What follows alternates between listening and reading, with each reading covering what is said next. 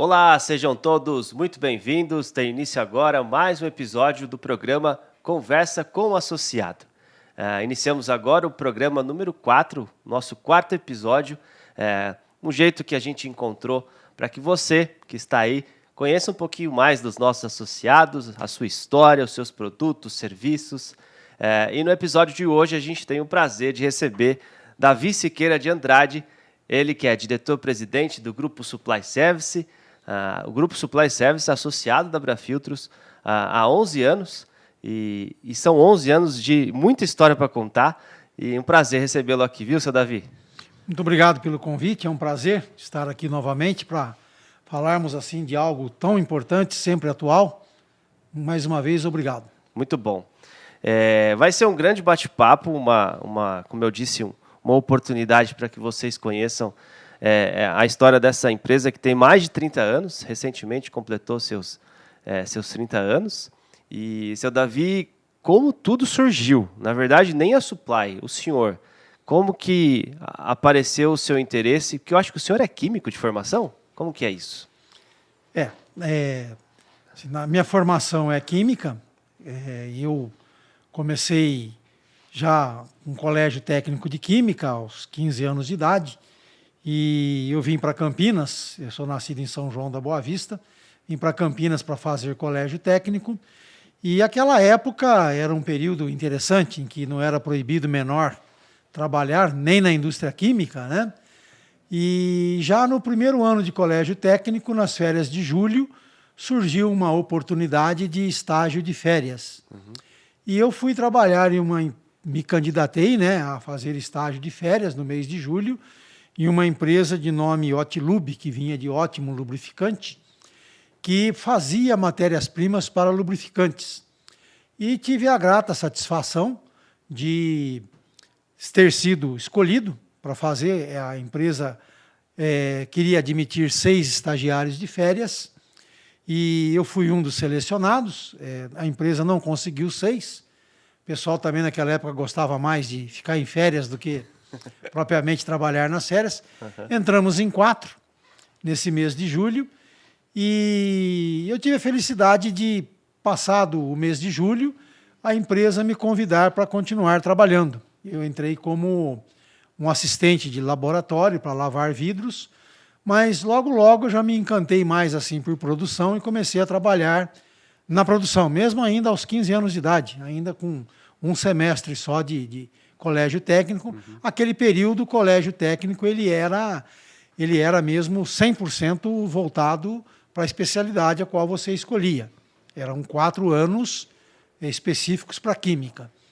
E isso me foi ótimo, porque além de eu ter a parte teórica, eu tinha a parte prática. Sim. O que eu não conseguia entender em teoria, perguntava aos colegas de trabalho, e o que eu não conseguia entender no trabalho, perguntava aos professores. Então, eu tive assim esse privilégio de ter uma formação, ali, uma assessoria em ambos os lados, sim, né? Tanto de professores como de profissionais já experimentados. E a empresa, ela trabalhava muito assim com subprodutos. Na época, nós não chamávamos ainda especificamente de resíduos, não existia muito ainda o termo reciclagem. Era oportunidade de mercado. E o Brasil não era essa pujança que hoje, mundial, que é na parte do agronegócio, tanto na parte de agricultura quanto na parte da pecuária. E o meu patrão, eu faço até questão de citar o nome dele, é uma pessoa muito importante para o Brasil na questão. Eu acho que todo país, num determinado momento, precisa de homens como ele o foi. Ele e os que junto dele estavam. O Dr. Rodolfo Rohr. Ele, um cientista voltado para a área de óleos e gorduras, e ele tinha um objetivo, um sonho que se tornou realidade, né? De trazer para o Brasil oleaginosas, tornar esse Brasil um país produtor de oleaginosas. Aquela época, isso está falando nos anos 1970, não na década de 70, especificamente no ano de 1970, nós tínhamos no Brasil ainda, era insípido a questão da soja, milho e outras oleaginosas, nós tínhamos muito ainda o óleo de algodão, o óleo de amendoim, Tanto que nós não tínhamos assim, quando a gente comprava óleo no mercado, vinha escrito óleo de mesa. Não tínhamos um bom óleo para fritura, usávamos banha de porco, né, gordura de porco e o óleo de babaçu, gordura de babaçu, como queira, óleo de coco para fritura, que eram os saturados e não dava tanta fumaça, eram mais estáveis a oxidação. E o sonho dele era trazer essas oleaginosas para o Brasil. Ele dizia, por um país de dimensões continentais, com tudo que temos, sol, chuva, disponibilidade, terras, um solo fértil, temos que ter oleaginosas. E ele começou com essa saga de trazer a plantação, junto com outras pessoas. Ele era professor da Unicamp, da cadeira de óleos e gorduras. E então ali eu comecei. E logo começou a plantação e a produção e a extração de óleo de soja no Brasil. Tínhamos o refino, que aí tira a parte da acidez do óleo, que você tem que tirar para torná-lo comestível, né? Fazer o refino. Gera uma que a gente chama de borra, um sabão. Um sabão mesmo, literalmente um sabão. Dos ácidos graxos livres que tem ali, você faz um sabão para separar isso do material que se quer, do triglicérido. E esse sabão é um resíduo, vamos assim dizer. Hoje é um material de alto valor agregado. E não se tinha muito o que fazer com isso. Ele, para fazer sabão em pedra, que era muito mais consumido do que hoje né? Naquela época, a base do produto de limpeza era sabão em barra. Hoje nós temos aí o sabão em pó e muito mais hoje o sabão líquido. Sim. Muito mais até que o sabão em pó. Então aquilo era um resíduo. E não se tinha muito o que fazer. Então essa Hotlube se dedicava a coletar esse resíduo e transformá-lo em ácidos graxos. E os ácidos graxos aí serviam de matéria-prima para 1000 utilidades. Nesse contexto, eu comecei a trabalhar já com os resíduos, né? Sim. E também depois veio o sebo, o refino do sebo, transformar esses ácidos graxos de sebo em oleína, estearina, glicerina. Hoje o biodiesel era também uma coisa que o Dr. Rodolfo buscava já há muitos anos atrás. Eu lembro que há cerca de... Eu estou com 67 anos, então mais ou menos assim, há 50 anos atrás, ele disse, olha, ele me chamava de Davizinho. Davizinho, eu li uma matéria aqui, nós vamos ter que ver isso. Tem uma fazenda no Texas que eles estão produzindo um éster lá com o próprio óleo gerado na fazenda e é um éster metílico que eles estão movendo os tratores dele com esse na época não dava o nome de biodiesel ainda, né? Com esse éster lá, é um diesel vegetal, a gente tem que ver isso daí, porque aqui nós vamos ter muito óleo, nós vamos ter que fazer isso um dia. E fez. Então tem matérias no jornal, tem matérias guardadas, de experimentos que ele fez, na época do óleo do motor movido a biodiesel, um ônibus da USP, que circulou internamente lá, movido a biodiesel. Então, a gente vê que não é novidade, que a gente vê hoje assim, o biodiesel. Sim. Já vem há 50 anos atrás, ele já fala. Então, foi nesse cenário que eu entrei no mundo dos subprodutos, dos resíduos. E depois trabalhei nessa empresa durante muitos anos, como eu disse, com a felicidade de ter tido um patrão como esse, que era um cientista, e fazia questão de ensinar, de divulgar conhecimento. Pra você ter uma ideia, lá eu tive um colega de trabalho que era já formado na faculdade, de nome Eric, e convivi com ele um curto período que ele estava de saída da empresa. E eu tinha uma admiração profunda, porque ele tinha tanto conhecimento quanto o Dr. Rodolfo. E o Eric trabalha comigo hoje, já há muitos anos. Ele continuou trabalhando com o Dr. Rodolfo, deixou, foi trabalhar numa empresa francesa, voltou a trabalhar, trabalhou uma vida e hoje trabalha comigo já há alguns anos. Então, você vê, é uma relação de trabalho aí de pelo menos 50 anos, 52 anos, né? Legal. E assim eu entrei nesse mercado de subprodutos, de resíduos, de recuperação, de reciclagem, de transformação. E hoje nós chamamos isso de cadeia circular, né? Sim. Que eu acho que é um nome realmente, de todos pelos quais eu já passei, um nome que melhor retrata essa condição. Realmente não é resíduo, não é subproduto, é uma cadeia circular mesmo. Você inserir, não vou nem dizer reinserir, inserir na cadeia produtiva. Sim. É um produto que está aí é fazer jus à lei de Lavoisier, nada se cria, nada se perde, tudo se transforma. Exato, exato. E aí, nesse contexto, surgiu algum mosquitinho te picou para empreender. Como que foi a criação da Supply? Bom, eu disse, depois desse meu primeiro emprego, que eu trabalhei ali há alguns anos, era uma empresa familiar, e como eu nunca havia trabalhado em outro lugar, eu tinha contato com multinacionais, né? E me aguçava como é que essas empresas funcionam. Quer dizer, na minha cabeça, como eu nunca tinha trabalhado em outro lugar, eu imaginava que era uma empresa assim, sem patrão, sem dono, e ficava assim curioso, como é que elas funcionam, né? Se não tem dono... Então eu não tinha assim uma noção de uma organização com todos os seus, hoje, né, CEO, diretores, presidentes, e toda a estrutura que envolve, né? E eu queria saber como isso era. E até que, por fim, partiu de mim mesmo, né, procurar trabalho e fui trabalhar numa multinacional de oleaginosas também, por essa curiosidade. Uhum. E ali trabalhei alguns anos. Dessa multinacional de oleaginosas, fui trabalhar para uma outra empresa aí já especializada em oleoquímica, não mais na extração de óleos e gorduras e do ramo alimentício, e fui para uma empresa multinacional também de oleoquímica. E lá fiquei por alguns anos. E aí eu queria, assim como alguns colegas de trabalho, também ser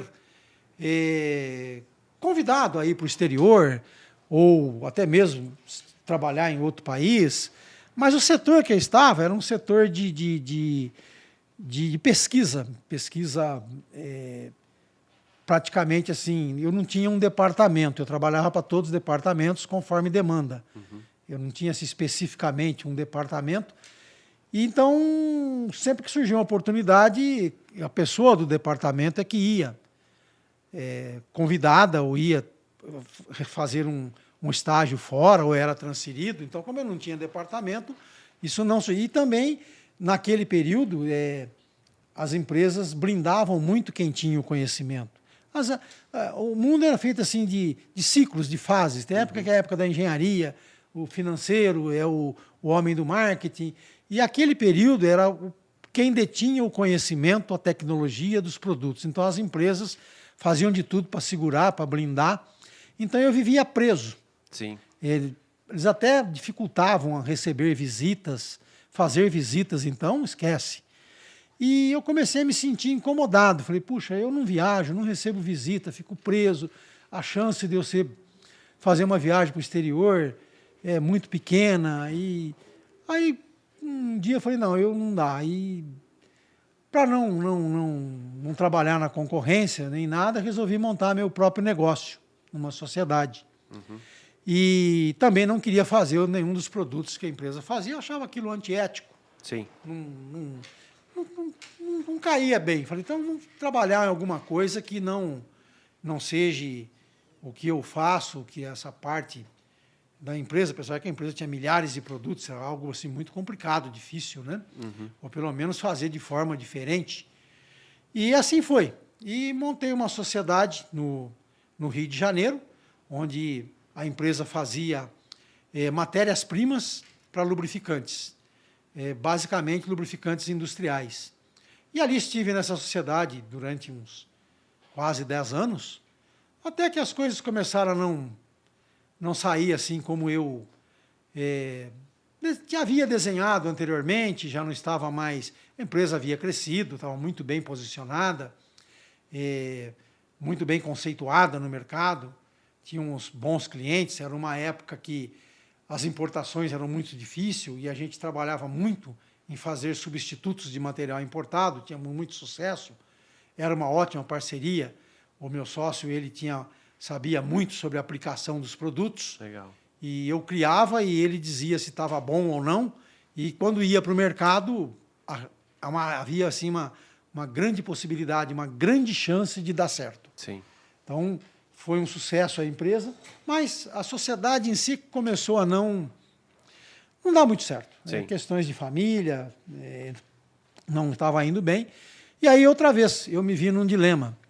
Se eu deixar a sociedade e for fazer o que eu faço, eu vou concorrer com a própria empresa que eu era sócio, pelo menos enquanto não se resolvia, ou mesmo que se resolvesse, eu ia concorrer com o meu ex-sócio. Se eu fizesse lubrificantes industriais, que nós sabíamos muito bem fazer, porque montávamos todos os lubrificantes com as nossas matérias-primas, eu iria concorrer com os clientes. Concorrer em termos, mas não ia ser legal, não vou dizer concorrer, mas poxa, eu aprendi tanto também com os clientes, que às vezes você levava uma amostra, o cliente acabava mostrando para a gente, dando para a gente como ele fazia. Olha, usa isso, isso, isso, e aqui entra o seu produto, então tem que dar esse desempenho. Então eu acabava tendo conhecimento da formulação de um cliente passado por ele mesmo. Uhum. Então, se eu entrasse no mercado de lubrificantes industriais, fazendo, por exemplo, óleo hidráulico, óleo de corte, óleo solúvel, óleo de guia, barramento ou diferencial, assim, eu iria concorrer e entrar no mercado de muitos dos clientes da empresa da qual eu era sócio. Uhum. Se fizesse o que a empresa fazia, então ia concorrer diretamente com a própria empresa e com, mesmo dela tivesse saído dela, né, já assim de imediato, então eu não me sentia confortável. E enquanto eu não vendia a minha parte, também não tinha dinheiro, não tinha capital para montar nada. E aí o que me surgiu foi, eu preciso fazer alguma coisa em que eu não tenha que adquirir matéria-prima e preciso arrumar um lugar onde eu consiga ter um terreno que me seja doado, alguma coisa assim. E naquela época não era prática, não era comum esse tipo de negociação, prefeituras para atrair empresa, doarem terrenos, imóvel, ou por um período, ou assim, uma doação total mesmo, fazer isenção de impostos. Hoje é muito comum, naquela época não era. E então, como eu não tinha dinheiro nem para o terreno, nem para o imóvel, e nem para capital de giro, para equipamento e matéria-prima, a primeira coisa que me surgiu foi vou fazer reciclagem de lubrificantes industriais. Como se fosse uma lavanderia de óleo, vamos assim dizer. Uhum. É aquele lubrificante que precisa ser trocado, mas ele pode ser reciclado, ele não precisa ser assim, descartado. Porque eu falei, eu pego a matéria-prima do cliente, eu dou um tratamento nela, readitivo, devolvo para ele, não envolveu compra de matéria-prima, só de alguns aditivos, um pouco de papel filtro, o transporte, mas não há capital de giro para compra de insumos e das matérias-primas, que é o mais caro. Sim. E aí um capital menor, e de todos os lugares que eu tentei, eu consegui que a prefeitura de Itapiraí estava oferecendo imóveis, né? Havia uma placa no muro lá onde eu estou, que a prefeitura ela dava incentivos para a empresa, dava o imóvel, iria auxiliar na construção, iria isentar de impostos, poderia ser por 10, 20, 30 anos, dependendo do número de funcionários que se teria, do faturamento que se tivesse, enfim, tinha todas umas regras, né? E eu me candidatei, acabei conseguindo. Lamentavelmente, isso não se confirmou, porque passados 22 anos depois, a prefeitura ou o prefeito entendeu que lá atrás, no passado, não foi feita uma lei específica e resolveu me cobrar os últimos anos com juros, multa, correção monetária, um dinheiro que eu não havia cobrado do cliente, porque eu, durante todos esses 22 anos, recebia da prefeitura um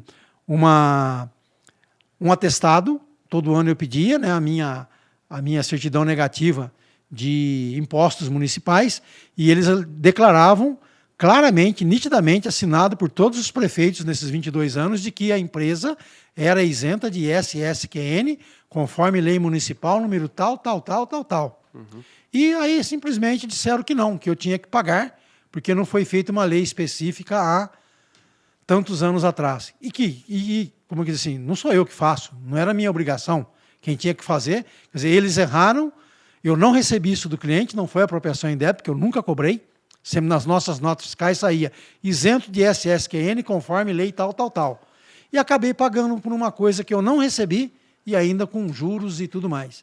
Mas, enfim,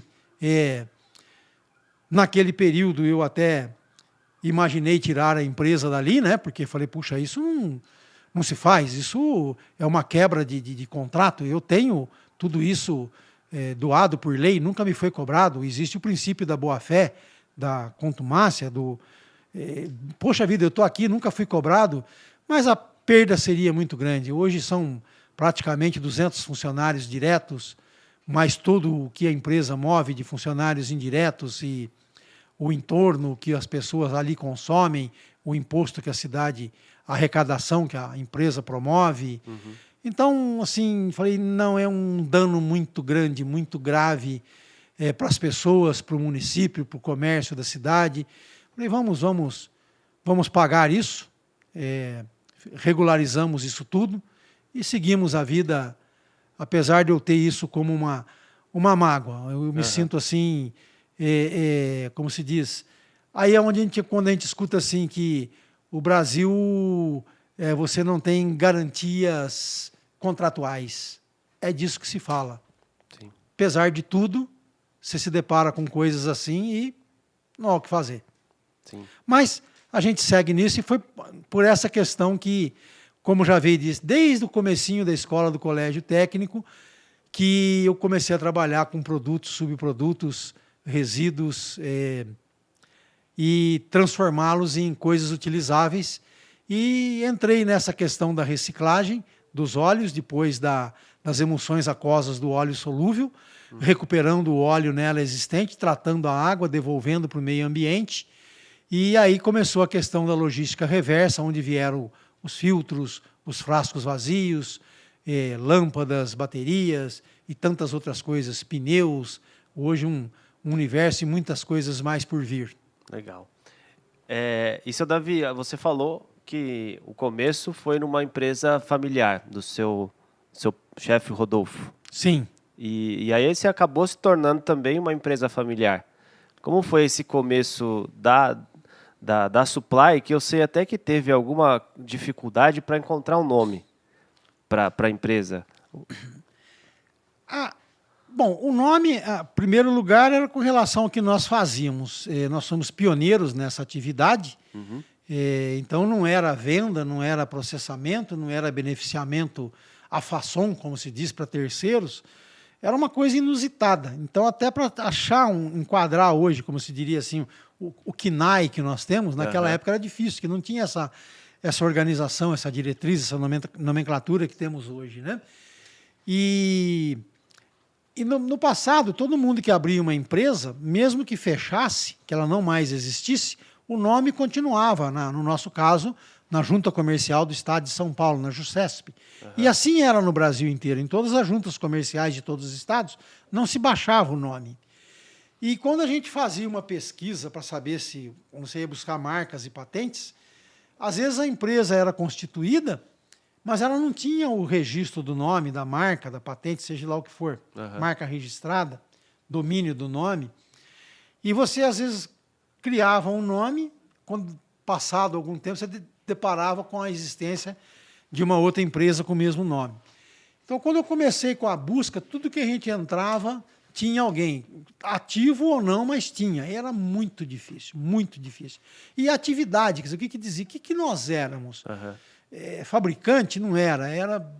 Então, aí eu falei, puxa vida, aí surgiu a questão nós éramos um prestador de serviço, um fornecedor de serviços. Eu não comprava, eu não vendia, eu prestava. Então falei, poxa, vamos passar isso para o inglês para ver se isso funciona. E aí veio o que é prestador de serviço, fornecedor de serviços em inglês. Aí caiu procurando, não tinha o Google na época, né? Então lá no dicionário mesmo, ficou o supply service. Então um fornecedor de serviços, um prestador de serviços. E como somos uma atividade química, porque quando fomos buscar licenciamento, caía naquela, não, você é uma indústria química, você vai usar ácido, soda, vai usar... No meio da Mata Atlântica ainda, né? Então, onde recebemos a doação do terreno, foi o que nós conseguimos. E aí ficou, então, Química Industrial Supply, e o Supply Service, o nome fantasia, né? Sim. E quando a gente ia num cliente, um possível cliente, prospectar mercado, a gente ficava difícil. Como que esse cara veio fazer? Não, ele é um prestador de serviço. Serviço do quê? Não era manutenção, não era pintura, não era... reparo, o que era. Então, foi muito complicado. E quando nós fomos para Itapiraí, aí é um fator interessante. Itapiraí era uma cidade que tinha, acho que, 12.300 habitantes, em 1990, na verdade. E boa parte da cidade estava parada, porque ali vivia do extrativismo da madeira, do palmito e produção de carvão. E aí veio a extensão da Mata Atlântica, se não me falem, ainda no governo do Mário Covas. E, havendo a extensão da Mata Atlântica, 84% do município foi afetado. E aí veio a fiscalização. Então, com a fiscalização, para lá foi, na época, a polícia, que era hoje a ambiental, a antiga florestal, começou a fiscalizar e começou a fazer uma fiscalização forte, diária, diuturna, em Itapiraí, e começou a prender as pessoas que extraíam palmito da mata, que extraíam madeira. Ele tinha muita fábrica de caixas de madeira para condicionar legumes, verduras. Hoje a maioria são caixas plásticas, né? São mais higiênicas, na verdade. Mas ali vivia da produção, da fabricação de caixas, a madeira extraída ali mesmo, tinha muitas serrarias, os palmiteiros, né, que extraíam o palmito Jussara nativo. E aí a madeira que não servia para fazer caixa, que era largada no local, tinha os carvoeiros, que se aproveitavam, já que estava cortada, disponível, fazia carvão. E essa atividade praticamente zerou. Num primeiro momento, eles entenderam que ninguém mais poderia fazer o que eles até então faziam, até que começaram a ver que nem eles poderiam fazer. E gerou um desemprego tremendo, um desemprego nas serrarias que fabricavam caixa, que deixaram de ter a madeira, gerou um desemprego na extração da madeira, no transporte da madeira até as serrarias, gerou um desemprego dos palmiteiros, gerou um desemprego dos carvoeiros, muitas pessoas presas, famílias inteiras sem renda. E nesse contexto, onde está a Supply hoje era uma serraria. Quer dizer, eram mais de uma, era uma área grande. Nós ocupamos hoje uma área de 37 mil metros quadrados. Uau. Tudo ali era serraria. E parada, totalmente parada, porque não tinha matéria-prima. Foi nesse cenário que nós chegamos lá. E a prefeitura, no desespero total, buscando alguma atividade, já que a dela, que era de décadas, deixou de existir do dia para a noite. O governo não proveu absolutamente nada. Tomou uma medida e... Vocês que lutem. Vocês que, sei lá, façam o que quiserem, mas isso não faz mais. E diante disso, nós chegamos lá nesse cenário em que a prefeitura prometia terraplanagem, prometia levar energia elétrica, água, esgoto, telefone, internet não, porque na época não tinha ainda, mas prometia tudo e não fez absolutamente nada. E aí eu não me sinto, digamos assim... como é que eu poderia dizer para você? Eu não me sinto que fui enganado, que não me disseram a verdade. Não, muito pelo contrário. Não fez porque não tinha condições. Sim. Se tivesse, teriam feito. Mas naquele momento, tudo que precisava, o que eles podiam fazer, eles eram buscaram 100% a alternativa principal, né? Exatamente. Foi oferecer... Mas não tinham condições. Sim. Eles não tinham. Era já era pobre e virou miséria. De pobreza passou a um estado miserável. Então, o que prometeram, não fizeram, mas a questão do imposto, não. A questão do imposto foi o que me levou para lá. Foi por isso que eu fui na boa fé, eu assinei documentos, me foi concedido, durante 22 anos não fui cobrado, e depois veio essa de cobrar os últimos 5 anos, e pior, com multa, com juros, com correção. Quer dizer, espera aí, eu não recebi esse... Mas, enfim, isso aí a gente já falou sobre isso. Mas com relação ao não poder ter feito nada, porque nós acabamos levando toda a infraestrutura. Sim. Nós levamos o acostamento, nós levamos a água, nós levamos a energia, nós levamos o telefone e ajudamos muito o emprego, a receita dos impostos, sim, que não é só o ISSQN. Aí tem também toda a participação que todo município tem sobre o PIS, o COFINS, a contribuição social sobre lucro, imposto de renda, ICM, e toda a gama que vem, aí que advém disso, né? E hoje nós somos ainda muito mais importantes para o município do que no início, porque, como eu disse, tinha 12.300 habitantes. Passados 34 anos, hoje o município tem 7.800 habitantes. Uau. E nós continuamos ali. Nós crescemos, somos muito maiores do que inicialmente, e o número de habitantes diminuiu. Mas isso é um êxodo comum, né? Quando você está perto de uma cidade grande, você vira cidade dormitório. Quando você não está tão perto assim, tende a diminuir, porque os jovens vão se formando e vão migrando para cidades maiores por N razões. Sim, sim. Então isso é Legal. uma consequência natural. E de serviços que vocês oferecem, começou com o re-refino do óleo? Não. Bom, só para você ter uma ideia, hoje era a Química Industrial Supply. Isso. Hoje somos o Grupo Supply Service, um conglomerado de 10 empresas em diferentes 10 estados. empresas, seu Davi. Hoje nós passamos ao todo aí, agora já perdi a conta, mas somos mais de 600 funcionários, né? Que legal. 600 colaboradores, ou acho que um pouquinho mais até, já perdi a conta. Mas nós começamos com o tratamento das emulsões aquosas de óleo solúvel. Essas emulsões, para quem não tem assim um bom conhecimento disso, são aquela aguinha que usa quando você vai furar uma peça de metal, quando você tem o contato da broca com a superfície metálica, ou vai tornear, fresar, brunir, você precisa refrigerar, por vários motivos. Obviamente, por causa que isso esquenta o atrito, né, de metal com metal, para preservar a ferramenta, para dar lubricidade, para poder dar velocidade, até aquele cavaco que forma, que vai soltando esse emulsão ou fluido refrigerante, é que dá a dimensão daquilo. Você pode fazer ele em tamanho maiores, menores ou até pó. Vai preservar a superfície metálica para que ela não se enferruje depois desse processo de usinagem, né?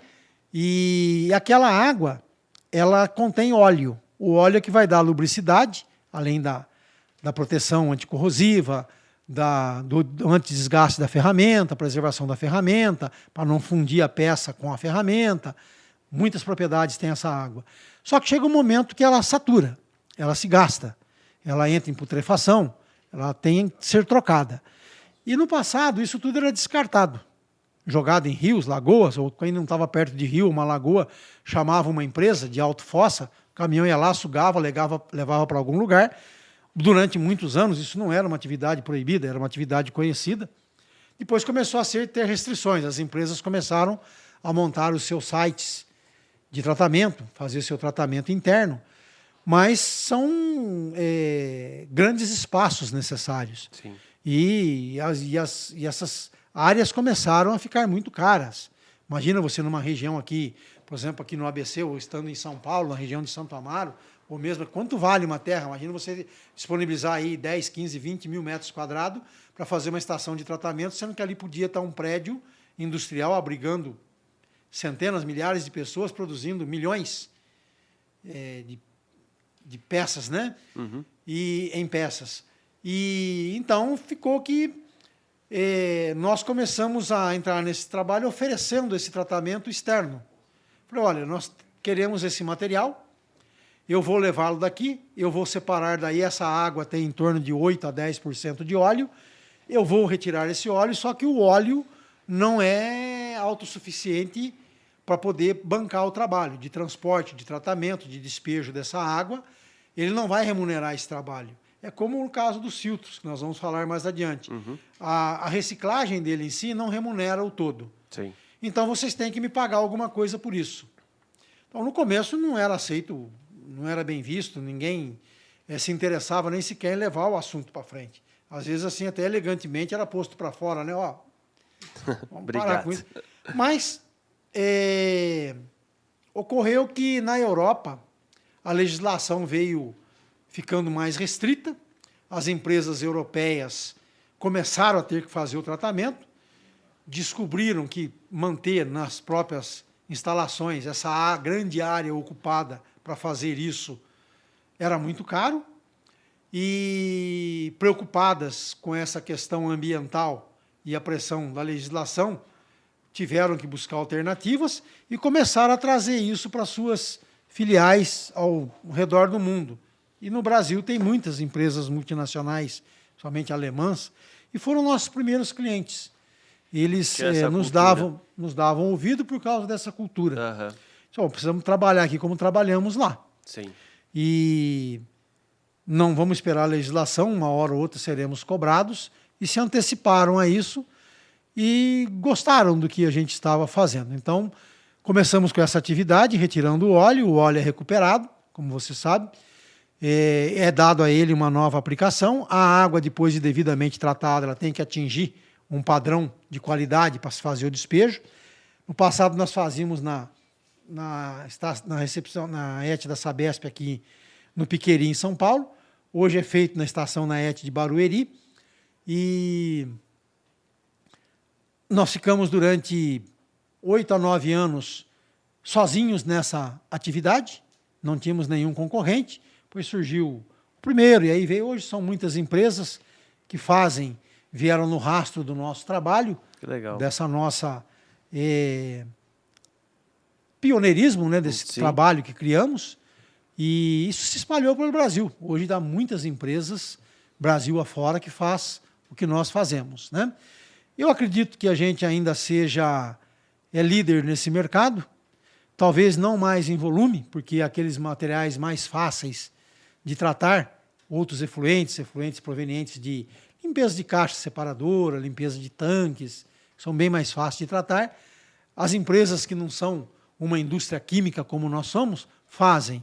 E já aqueles efluentes mais difíceis de tratar, onde há mesmo a necessidade de ser uma indústria química e multifuncional, esses continuam vindo para nós. Sim. Esse nós ainda não temos ainda um concorrente com uma planta à altura da nossa para recebê-los.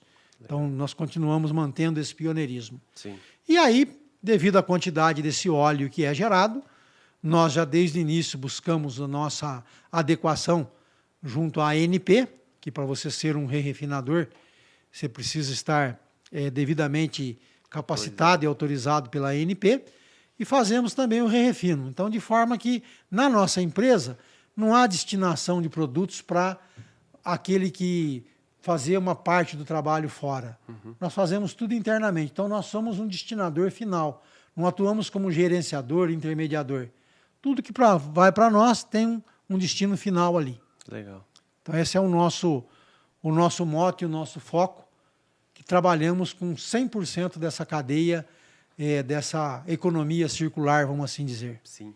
E aí, nessa linha do tempo, de 11 anos para cá, vocês tiveram que se adaptar a uma nova demanda que surgiu muito em razão do programa, ou vocês já vinham caminhando inicialmente numa estrutura de logística reversa, ou o programa potencializou isso? Como que foi essa união de esforços? Não, obviamente o programa potencializou. Agora, o interessante é assim, quando começou a surgir a questão da logística reversa, focava-se nos produtos perigosos, produtos que causam dano ao meio ambiente se descartados de forma inadequada. Então, falava-se muito no óleo, nas lâmpadas por causa do mercúrio, os frascos vazios de defensivos agrícolas ou agrotóxicos, como queira dar o nome, produtos, medicamentos, né, medicamentos vencidos, embalagens de medicamentos, embalagens de produtos químicos, porque isso indo para... Eu não vou nem usar mais o nome lixão, vou usar o nome, mesmo que fosse para aterro, isso acabaria indo para o churume e você geraria um churume com um grau de contaminação maior. Então, a intenção era tirar isso do aterro e dar a ele uma destinação adequada. Então, começou com os frascos vazios de defensivos agrícolas.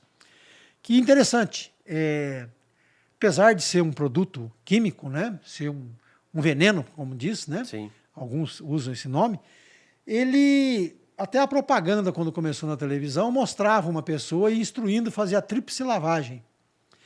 E mesmo que você faça a tríplice lavagem, você coloca a água, agita, e a pessoa, para jogar aquilo fora, obviamente não vai jogar em qualquer lugar, mas também não precisa jogar escondido, não precisa ficar atrás da árvore, se esconder, fazer de madrugada, porque ele é feito para jogar na planta ou no solo. Já um frasco de óleo, primeiro que ele não sai com água. não é solúvel em água. Sim. E o produto, depois da lavagem, você não vai poder jogar no solo, ou no rio, ou num corpo d'água, ou numa planta. Correto? Sim. E não que você possa fazer, jogar no rio, no corpo d'água, o defensivo agrícola. Mas às vezes você joga na água para pulverizar numa plantação. E então começou com esses produtos que eram agressivos ao meio ambiente. E então focava-se bastante naquilo que continha óleo, porque o óleo, a gente costuma dizer assim que 1 litro de óleo é capaz de contaminar 1 milhão de litros de água, porque ele forma uma película em cima que impede essa água de trocar oxigênio com a atmosfera, asfixiando, matando, ou um pouco da solubilidade que tem acaba indo para esse meio, matando os nutrientes da água, micro-organismo, seres vivos e tudo mais. Então é altamente prejudicial. E o frasco vazio, por mais que você escorra, ele para as propriedades reológicas, a viscosidade do óleo, não sai tudo. E aquilo que fica retido é prejudicial. Então por isso foi considerado um produto que estaria dentro da logística reversa. E aí veio o filtro. O filtro, a própria característica dele, eu não vou entrar em detalhe técnico, mas ele, quando você troca aquela válvula do espinon, prende ele e fica óleo ali dentro. E é muito comum nas oficinas, concessionárias, nos locais de troca de óleo, a pessoa deixar ele escorrendo. E hoje há até quem faça um furo nele, tem até uma maquininha assim que faz um furo para escorrer mais. Mas por mais que você faça, ele ainda fica impregnado de óleo. Sim. O elemento filtrante fica encharcado, tanto que quando você espreme ele, sai muito óleo. Então o fato de ter esse óleo, ele foi, em alguns estados, considerado um produto que poderia contaminar o meio ambiente se enviado para aterro, se descartado de maneira incorreta. Então daí foi contemplado para a logística reversa. Isso. Mas só que muito antes de ter sido contemplado para a logística reversa, a Abrafiltros, através do presidente, o senhor João Moura, e do senhor, até então, o senhor Helmut, ele, à época, acho que era vice-presidente da Abrafiltros, me fala a memória. Setor industrial, isso mesmo. Trabalhava numa empresa multinacional, também no ramo de filtros industriais. Eles, muito sabiamente, disseram, uma hora seremos cobrados disso. E tomaram providências antes de serem cobrados. Olha que interessante, eles não fizeram por obrigação legal. Sim. Antes de sair a legislação, eles se anteciparam e quiseram tomar conhecimento do assunto. E eu já trabalhava para essa empresa em que o senhor Helmut, à época, era presidente, e na parte dos filtros industriais, e ele me chamou e falou da questão da Abrafiltros.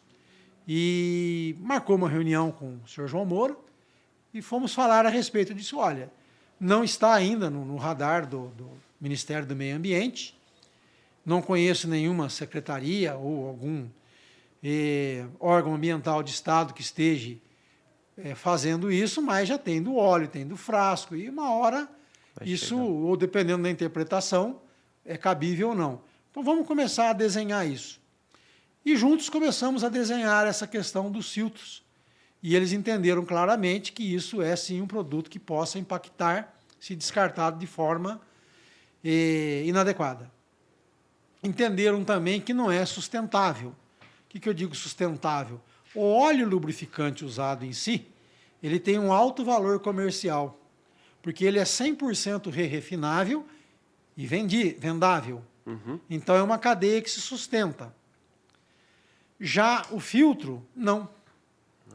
Porque o custo dele, o peso dele, o processamento dele, a lavagem do metal para poder fazê-lo chegar em condições de uso pela siderúrgica, o envio do elemento filtrante para coprocessamento, para gerar CDR, combustível derivado de resíduo, na indústria de cimento, para gerar energia para o forno. Todo esse custo não dá, a receita advinda do metal não sustenta essa cadeia. Então, há que se fazer um aporte para fazer o recolhimento disso. E isso ficou muito claro e entendido desde o início. E começou-se a desenhar um programa desde o zero, mas muito bem pensado, muito bem planilhado em todos os seus aspectos. E aí contou muito a nossa experiência em programas anteriores. Aquilo que deu certo, aquilo que deu errado, sim, aquilo que não funcionou, aquilo que a gente imaginou e não se concretizou, aquilo que veio do inesperado. toda a nossa vivência em programas anteriores, nós passamos. E digo, então não adianta querer sair fora, porque isso já é vivido, isso é fato. Não aconteceu, mas vai acontecer. Sim. Se fizermos assim. E eles respeitaram a nossa experiência e montamos um modelo que hoje é um exemplo. Não só a nível de Brasil, mas um exemplo internacional. Nós tivemos a grata satisfação de ter sido convidados para falar e fomos ouvidos em alguns países para mostrar o modelo de gestão de logística reversa da Abrafiltros. Legal. Então, assim começou esse programa. Obviamente, tivemos que fazer adaptações daquilo que fazíamos para atender a questão dos filtros, mas evoluímos muito, né, com o conceito implantado pela Abrafiltros, pela gestão Abrafiltros, e hoje nós levamos tudo isso para os demais em que participamos. Sim. E acho que a questão da estrutura da supply mudou muito com a chegada do programa. E acho que em relação, por exemplo, a caminhões. Hoje, quantos caminhões fazem a coleta? Acho que são 25 caminhões? Não, hoje nós temos envolvido em todos os estados 30 caminhões. 30 caminhões. 30 caminhões. Você tem alguns dados sobre o programa aí, seu Davi? Eu tenho. Para você ter, assim, o número aumentou, porque hoje nós estamos atendendo muitas oficinas mecânicas. Sim. E as oficinas mecânicas, elas estão assim em bairros, não são mais somente as concessionárias, os grandes auto center. Hoje o programa expandiu para os pequenos, que é muito justo. Sim. É louvável, necessário e é onde os filtros estão. E era uma consequência, né? Uma consequência. E o duro foi convencê-los a separar. E como são pequenas oficinas, às vezes você vai até ela e o proprietário trabalha ele sozinho. Sim. Ele não está ali, ele foi na cidade buscar uma peça, ele não está ali no momento, saiu para testar o carro que ele está consertando. Mas, assim, uma coisa que, por incrível que pareça, ajudou muito, hoje ele já não sai tanto mais para a rua para buscar peça. Ele também aprendeu a comprar a peça por aplicativo e a peça chega até ele mais rápido do que ele. Chegou para ele, com uma facilidade incrível. Isso foi um benefício para nós, assim. A Supply também se beneficiou, né?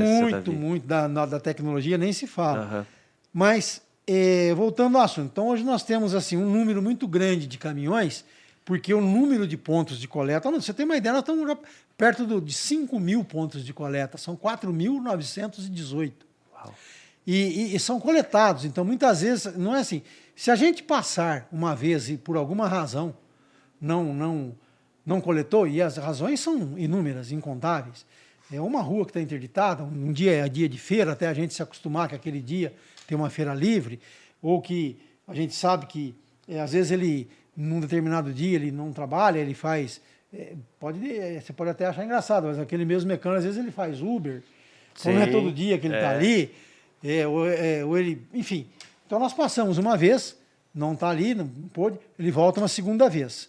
Na terceira, não. E na segunda, se ele não tiver, ele já anota coleta não efetuada, mas ele foi. Uhum. Mas nós temos uma meta a cumprir. Sim. Tá? E a meta, independente se o cara estava ou não, tem que ser cumprida, com ele ou com outros. Sim.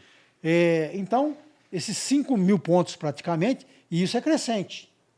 Todo ano nós temos que aumentar o número de pontos de coleta, o número de municípios. Então, faz com que a gente sempre tenha... Quer dizer, o caminhão, teoricamente, ele sempre está com ociosidade. Uhum. Porque à medida que aumenta, e essa ociosidade, mais ou menos, nós trabalhamos em conjunto, com o Marco Antônio, o Mauri, o próprio João Moura. Como é que qual é o planejamento que estão pedindo para o ano que vem?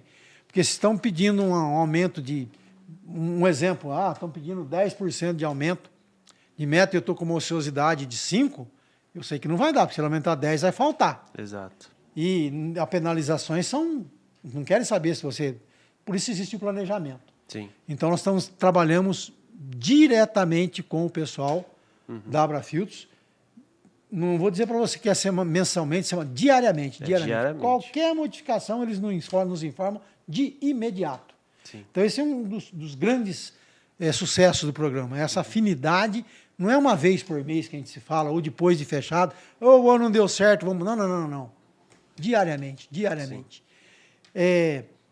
Nós temos, para você ter uma ideia, nós rodamos uma média de 125 mil quilômetros por mês para buscar isso. Só em relação ao programa. Imagino que vocês também atendam outros programas. Sim, isso em relação a Abrafiltros.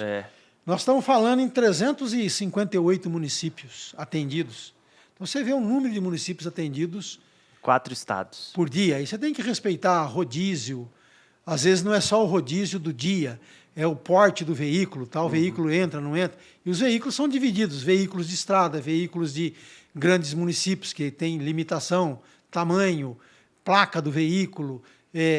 Mas funciona tudo isso graças ao trabalho conjunto com a Abrafiltros. A gente veio aprendendo juntos, né? E hoje, no momento da coleta, coletou, pesou, já dispara para o programa, já é um acesso remoto.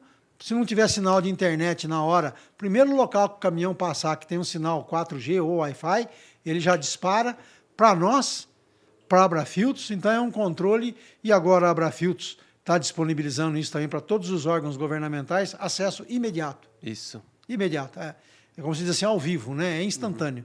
Ele sabe no momento exato como é que está a posição naquele minuto. Muito bom. Já são mais de 36 milhões de filtros reciclados em 11 anos de programa. E sem o apoio de vocês, eu acho que não conseguiríamos, com a expertise que vocês têm. É um trabalho mesmo, como o senhor bem mencionou, em conjunto, numa parceria forte, até porque acho que é legal a gente falar, a cada implantação em um novo estado, o processo é aberto para que empresas apresentem propostas e a Supply sempre atinge todos os requisitos para que seja selecionada, né? Eu acho assim, a grande questão, o que levou isso a ter essa amplitude é o que você disse, o processo aberto. Porque com a Abrafiltros nós temos essa possibilidade de, quando queremos fazer alguma coisa, propor, ser ouvido, e nos deixam testar. Sim. Muitas das vezes a gente recebe assim um programa já idealizado, pronto. E às vezes as empresas não têm assim uma vivência. A logística reversa não é um mero transporte, não é como você fazer uma entrega do seu produto vendido. É diferente. Eu sempre digo, quando a gente vai numa empresa, as empresas, a primeira coisa que elas fazem é despachar o que ela vendeu, porque significa faturamento, dinheiro para o caixa. Segunda coisa que elas fazem é receber as mercadorias, as matérias-primas, porque é dali que sai o produto para venda. E nós que trabalhamos com os resíduos, com aquilo que não gera receita para eles, somos esquecidos lá fora, do lado de fora, no sol quente. Às vezes nem lugar para parar não tem que ficar circulando. Às vezes você está na fila, vem uma viatura de polícia e manda você sair. Você sai, quando você volta, a fila aumentou. Passou do horário. Então, muitas vezes elas querem que a gente faça um programa que a gente fala, puxa, ele não está entendendo bem que isso aqui não é como funciona a logística da entrega dos produtos dele. Não é bem assim. Não é o mesmo volume. O interesse da pessoa que vai nos disponibilizar isso para coleta não é o mesmo da mercadoria, porque quem comprou uma mercadoria e está recebendo, ele tem pressa. Porque quem compra alguma coisa é porque precisa, gosta, tem um desejo. E no caso do resíduo, é muito diferente. Então, e já com a Abrafiltros, a gente consegue passar essa nossa experiência para eles. Não vamos fazer assim não, porque é por isso, temos voz e somos ouvidos. Sim. Então, isso é muito importante, foi fundamental. Porque a logística reversa, que eu falo assim, ela é muito antiga. Quer dizer, os Correios já praticavam há muitos anos, há séculos talvez, em outros países. Quando você manda uma carta, ela não foi recebida, ela volta ao remetente. É logística reversa. Bujão de gás, o cara deixou lá, esvaziou, ele vai lá e põe outro. Sim. Né? O divórcio, né, como eu sempre brinco, né, você devolve para a fonte. Então, assim,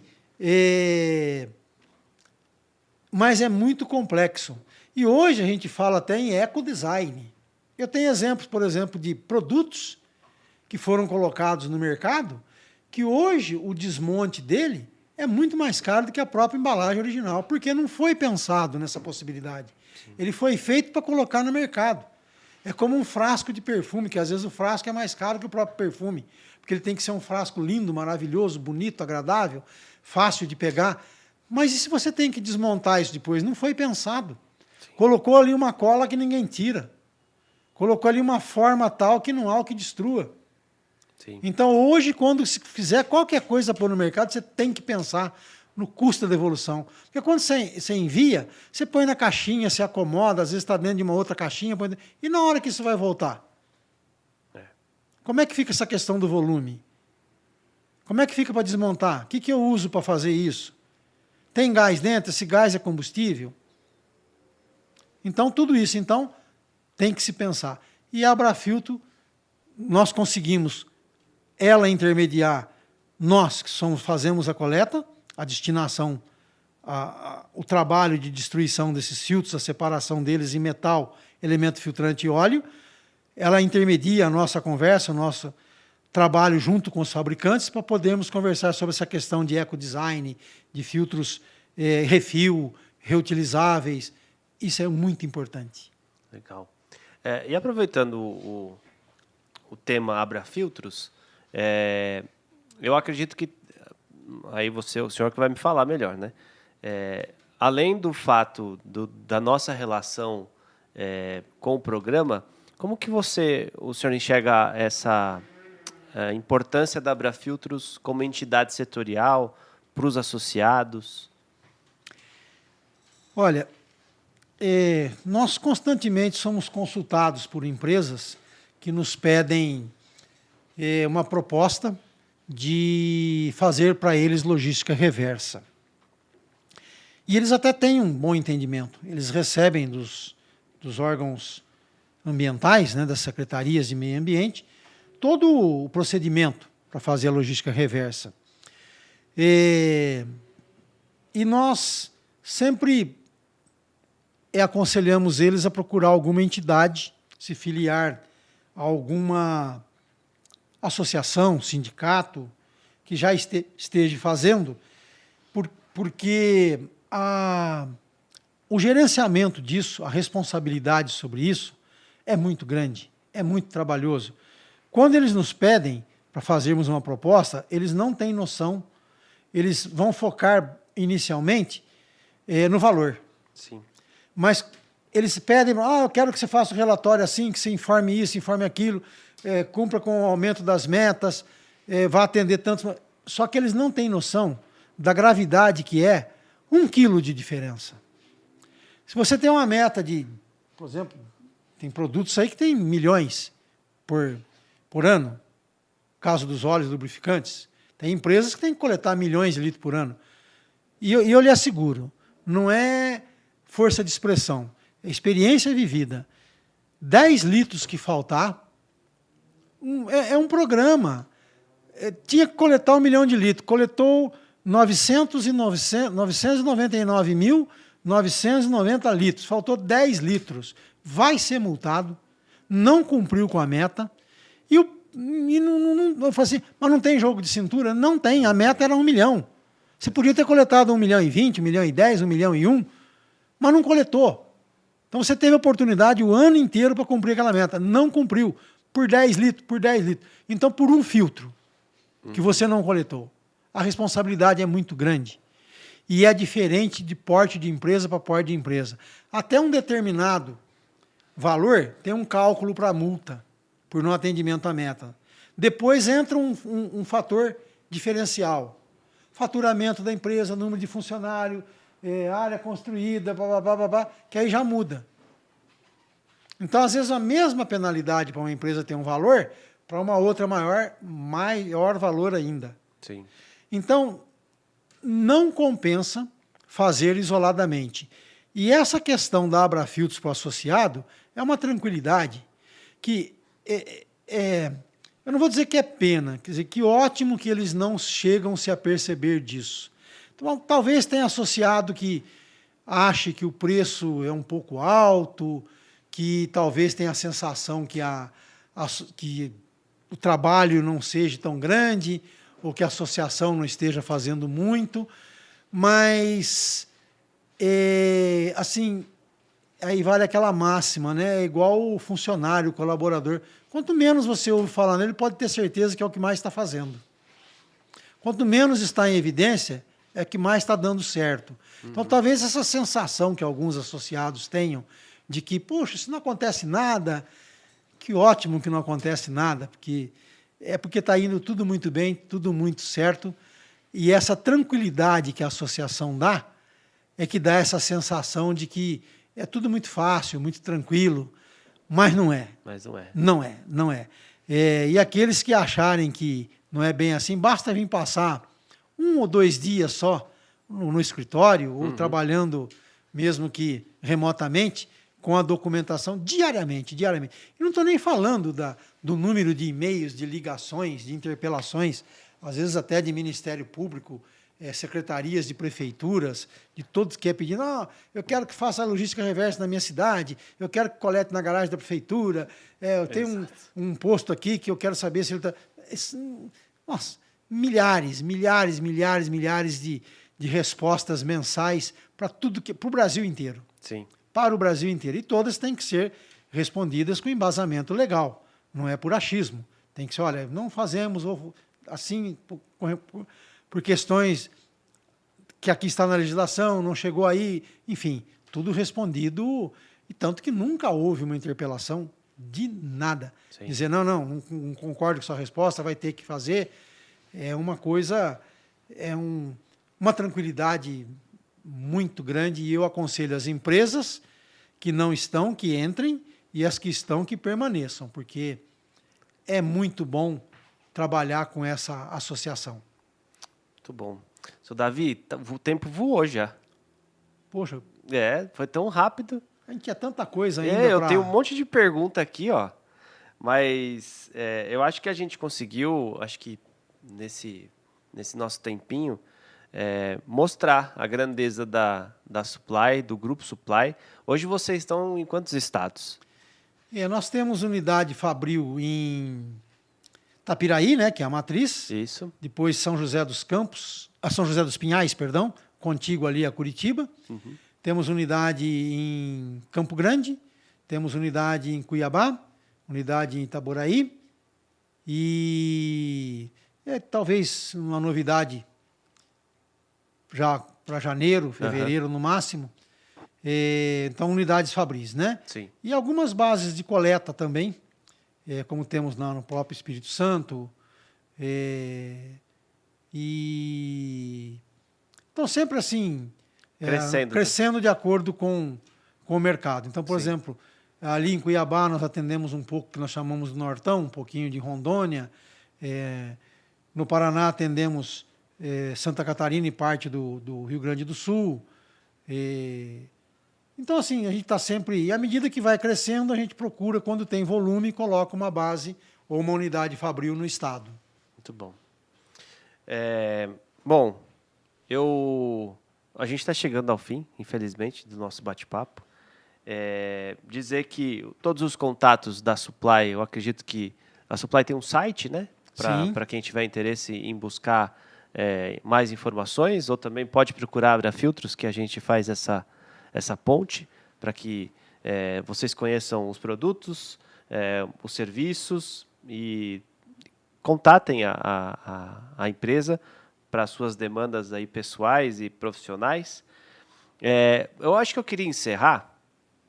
Eu cheguei até a fazer essa pergunta já para o senhor em alguma oportunidade, mas como o senhor espera o futuro da Supply, do grupo todo? O que as perspectivas? Adriano, nós vivemos uma sociedade em que ela está voltada à continuidade, à preservação do planeta. Pode parecer assim uma fala que redundante, mas nunca se viu tantas ações voltadas a essa questão de diminuir a poluição atmosférica, a utilizar menos os recursos naturais, a fazer de forma uma melhor convivência em sociedade, em todos os aspectos. Hoje a gente vê, não estou falando só em poluição atmosférica dos corpos d'água, do solo. Hoje nós temos também a questão do ruído, da vibração, o próprio comportamento da sociedade no local de trabalho. Então, é muito amplo essa questão da sociedade buscando formas do melhor viver, do bem viver, do respeitar o próximo. E o meio ambiente, sem ele não existe ser humano. Nós somos um contexto. Sim. Fazemos parte do todo.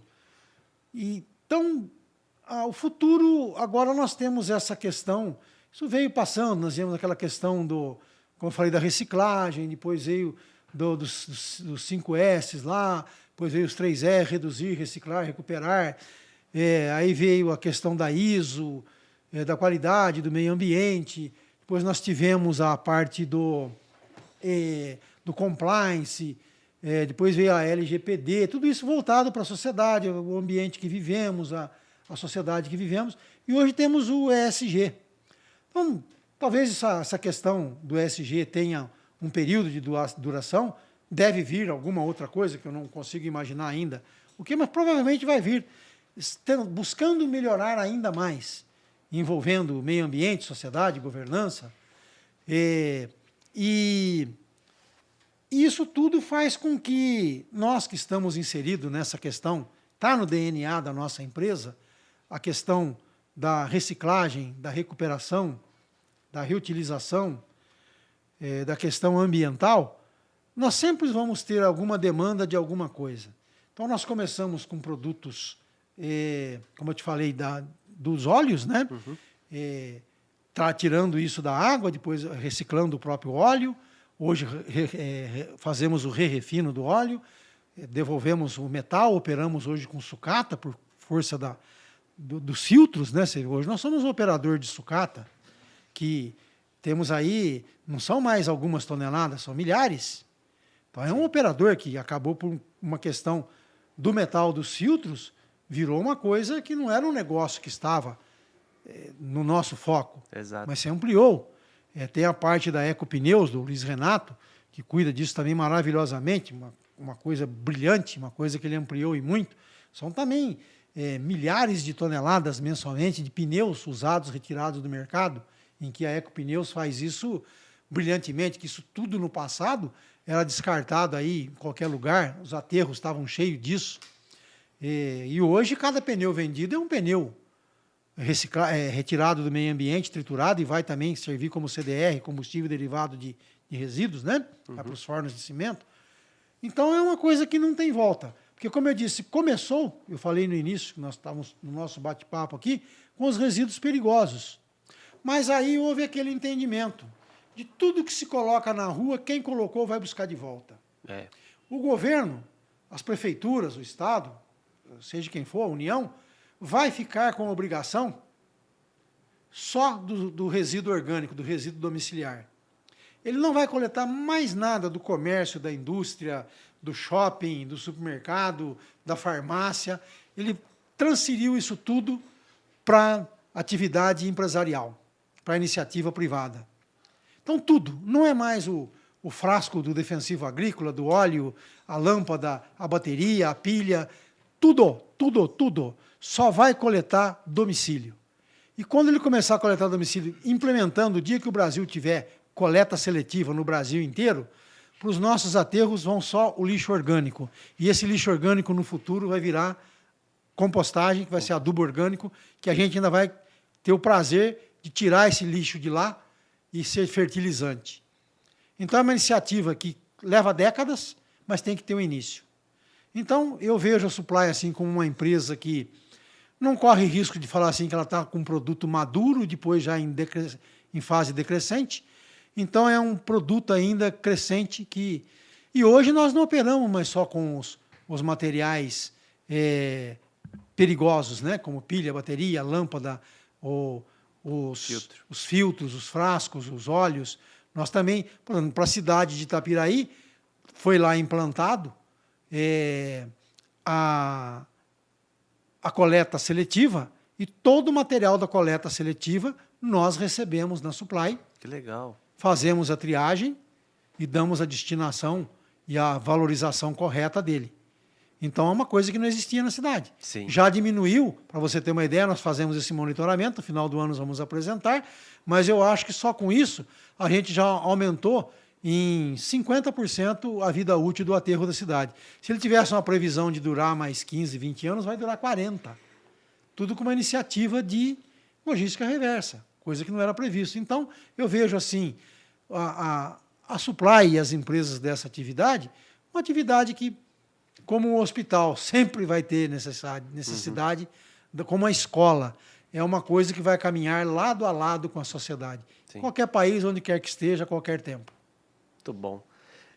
Inclusive, eu já tive o prazer de visitar a matriz da Supply Service em Itapiraí, e posso afirmar que você imagina uma empresa de reciclagem como lixo, sujeira, mas é mais limpa até do que uma empresa de cosmético. Obrigado. Muito bem cuidado, os profissionais sempre atenciosos, prestativos. Então, vocês estão de parabéns. Não é porque o senhor está na minha frente, não, mas receba aqui o nosso reconhecimento, viu, por tudo que vocês fazem, o nosso agradecimento também por essa trajetória, o agradecimento por confiar também na Abrafiltros. Eu acho que é uma troca aí que a gente tem ao longo do tempo. É uma empresa responsável socialmente, falando, né? E com a sua grandeza na prestação de serviços. Então, fica aqui o contato do Grupo Supply Service, das suas filiais, e um prazer recebê-lo aqui, viu, seu Davi? Eu ficaria horas aqui conversando, aprendendo com o senhor, e volte sempre. Obrigado. E isso tudo nós devemos aos nossos clientes, assim como a Abrafiltro com as auditorias que fazem, todos que lá vão, sempre deixam uma contribuiçãozinha, sempre pegam alguma coisa que não está correta, assim, pode ser melhorado, né? Melhoria contínua. Deixam lá uma sugestão, e nós sempre acatamos e fazemos questão de, quando corrigido, informá-los a eles: olha, foi feito, sua sugestão, graças à sua recomendação. Sua recomendação foi corrigido, está aqui, fotografado, enviado, um vídeo. Por favor, volte e venha constatar. Que legal. Uma vida toda foi assim, e nós somos muito, né, gratos a essas auditorias e aos nossos clientes que nos trouxeram até aqui. Muito bom. Muito obrigado mais uma vez pelo convite. Muito bem. Obrigado. Nós agradecemos, seu Davi. Esse foi o 4º episódio da Conversa com o Associado.